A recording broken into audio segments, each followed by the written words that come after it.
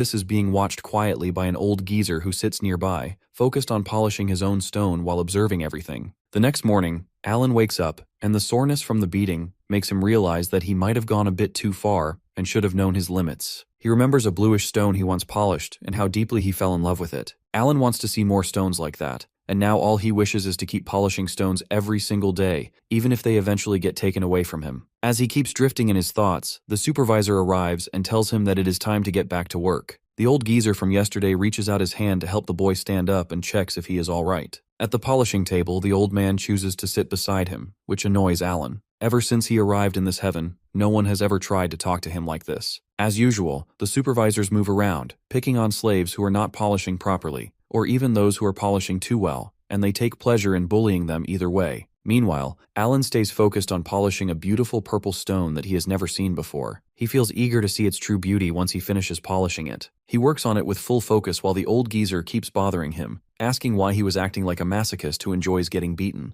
Alan answers that he simply wanted to polish more and more stones. Back in the alleyways where he used to live as a poor orphan, he had nothing to do, and surviving each day felt like a struggle. Over time, he had already given up on his life and ended up becoming like a walking corpse. But now that he is here, he feels fine being treated badly as long as he keeps getting stones to polish. The old geezer finds it hard to believe that someone could be so desperate just to polish a few stones that he is even willing to give up his sleep for it. Alan tells the old man to stay out of it and let him focus on his work. He then keeps going on about how beautiful these stones are. The old geezer, however, looks at one in his own hand and wonders what is so special about these plain pebbles. His eyes suddenly widen when he hears the boy talk about the floating patterns he claims to see inside them. The old geezer quickly leans in and asks if he can really see those patterns, and Alan casually replies that anyone should be able to see them, including the old man himself. This answer makes the geezer smile, and he decides to teach the slave boy more about these stones. He explains that the floating patterns the boy can see are actually traces of ancient magic, and begins telling him about mana stones. He goes on to explain that if these stones are paired with a magic book, the power sealed inside them can be used. The old man then adds that the stones they polish here are mostly low-quality scraps. Hearing this, Alan starts thinking that there might be even more beautiful stones outside this place. The geezer continues sharing his knowledge, explaining that these stones can hold different elements like water, fire, and more. This finally grabs the boy's full interest, and he asks the old man to tell him more and also where he can find such stones.